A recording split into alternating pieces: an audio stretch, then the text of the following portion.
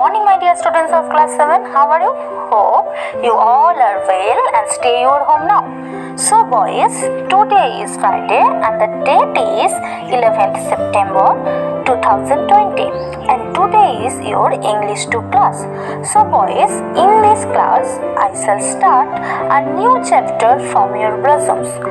Today's topic is ghosts on the veranda and it is your last chapter for third summative evaluation.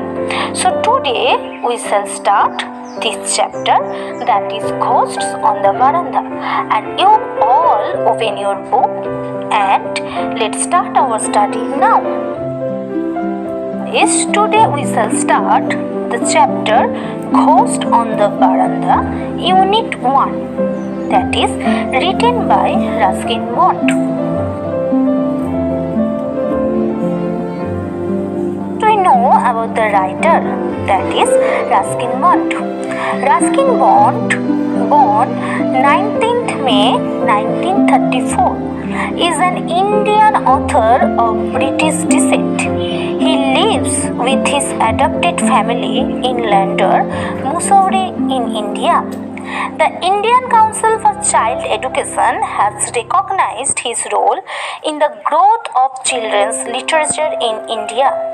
He was awarded the Sahitya Akademi Award in 1992 for Our Trees Still Grow in Dhera.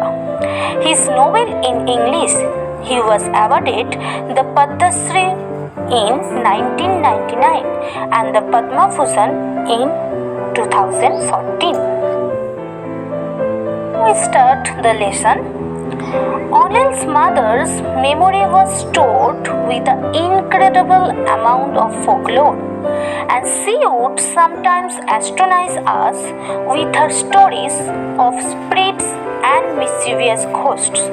So boys, there us refers to the writer and his friends, and O'Neill is we imagine that O'Neill is the friend of the writer Ruskin Bond. One evening when O'Neill's father was out of town and Kamal and I had been invited to stay the night at O'Neill's upholstery flat in the Bazaar, his mother began to tell us about the various types of ghosts she had known. Munjia, the maid servant, having just taken a bath, came out on veranda with her hair loose. "My girl, you ought not to leave you loose like that," said O'Neill's mother. So boys, here is a maid servant. She is Munjia, and she came out from the bath and she also loose her hair. "It's better to tie a knot in it, but I have not oiled it yet," said Munjia. "Never mind, but you should not leave your hair loose towards sunset. There are spirits called jinns who are attracted by long hair and pretty black eyes like yours." So boys, you can remember this. There is a definition or description of jinns, that jinns are attracted by long hair and jinns have pretty black eyes. "They may be tempted to carry you away." "How dreadful!" exclaimed Munjia, hurriedly tying a knot in her hair and going indoors to be on the safe side. Kamal, O'Neill and I sat on a steering cot, facing O'Neill's mother, who sat on another cot. She was not much older than 32 and had often been mistaken for O'Neill's elder sister. "Can you see jinns, auntie?" I asked.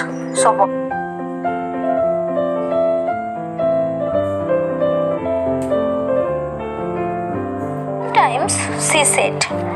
There was a mathematics teacher in our locality whose pupils were about the same ages as you. One of the boys was very good at his his lessons. One day, while he sat at his desk in a corner of the classroom, the teacher asked him to fetch a book from the cupboard which stood at the far end of the room. The boy, who felt lazy that morning, didn't move from his seat. He merely stretched out his hand, took the book from the cupboard, and handed it to the teacher. Everyone was astonished because the boy's arm had stretched about 4 years before touching the book. So boys, remember one thing, that is, the boy's arm had stretched about 4 years. They realized that he was a jinn. That was the reason for his being so good at games and exercises which required great agility.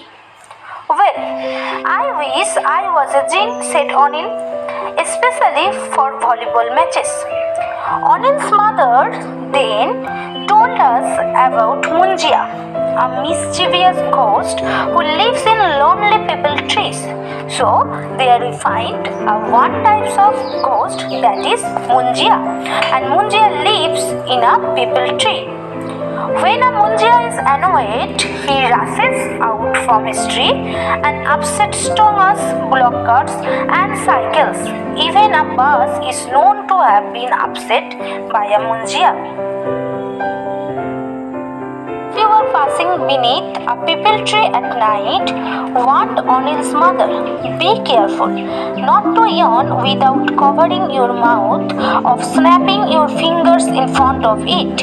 If you don't remember to do that, the munjia will jump down your throat and completely ruin your digestion.